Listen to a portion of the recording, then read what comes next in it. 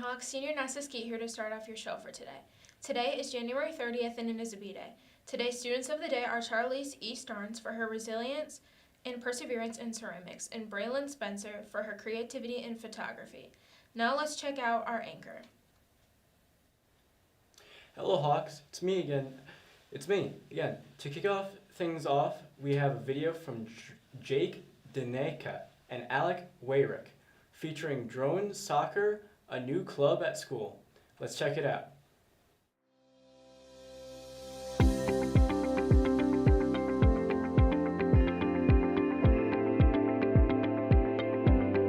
What made you join drone soccer? I decided to join drone soccer because outside of this program, I am in outside of school robotics program, and I felt that this would be similar to that in that type of field. Also, our coach, Mr. Gargiulo, is a computer-aided design coach. Have you learned anything from being in drone soccer? I learned that a valuable team focuses mainly on team communication and getting along.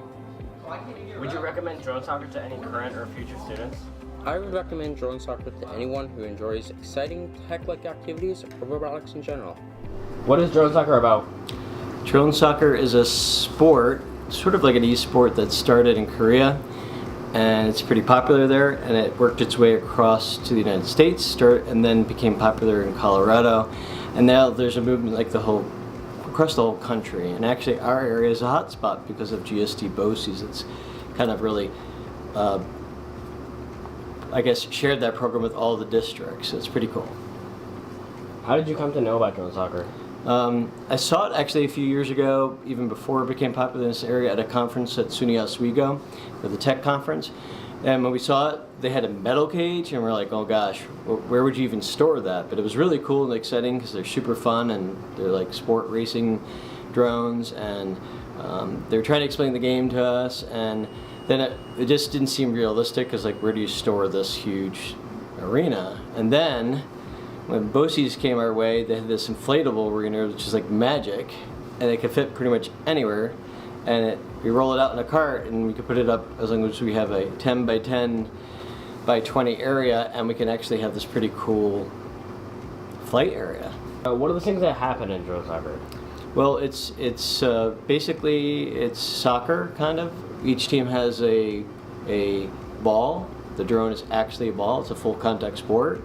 And pretty much everybody else is defense. The ball is called the striker, and they try to get through the opponent's goal. And if they do, they have to go back half court, and they can try again. It's a 3-minute match, and there's about only 3 to 5 minutes between matches, and it's the best of 3 matches. That break between matches, you have to either fix a propeller or reprogram it by calibrating it or reprogram it. So it's a pretty intense period of time. Tell us about the competitions for drone soccer.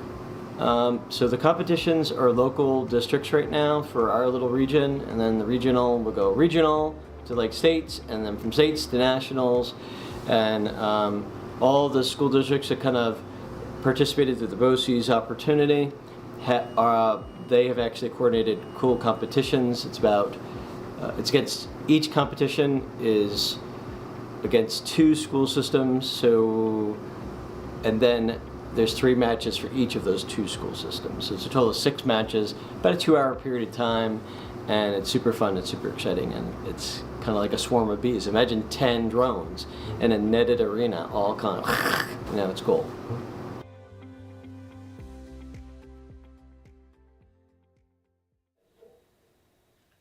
Our drone soccer team has made it to the District 2 qualifiers, taking place at middle school next Saturday from 8 a.m. to 4 p.m. Please join us in cheering them on.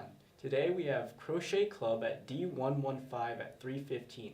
Speaking of 3:15, we still have Studio 3:15 in the library.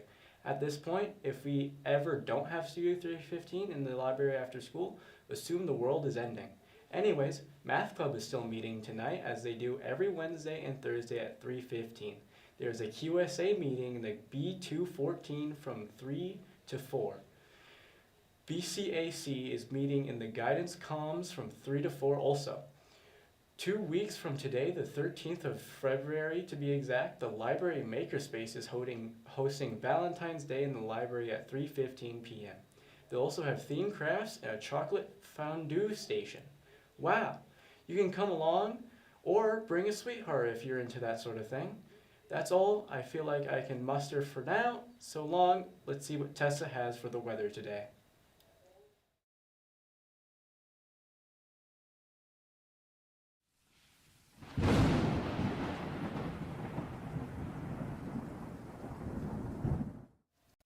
Hey Hawks, I'm back here with your weather. Today we have a high of 32 degrees and a low of 29 degrees with partially cloudy skies throughout the day. Tomorrow is quite the opposite with a high of 42 and a low of 23 with snowy and rainy skies.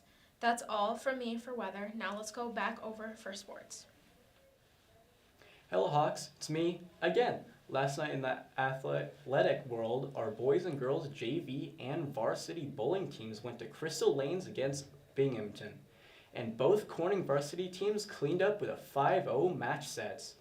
On tonight's Tuesday night, boys varsity swim and dive took home at win against Horseheads. Tonight we have our girls JV and varsity basketball teams going up against Union Endicott. Going down to Newark Valley High School is our boys JV and varsity wrestling teams. Speaking of wrestling, girls varsity wrestling is going to Wendigo tonight also.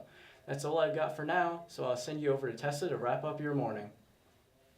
It's Nessa here to send you off. Thanks for tuning in to CPPtv, your daily source of news around the nest. If you missed anything from today's show or any previous shows, you can check them out on our YouTube channel at CPPtv. To get updates on the show, follow our Instagram at CPP.tv. Thanks for watching and have a great day, Hawks.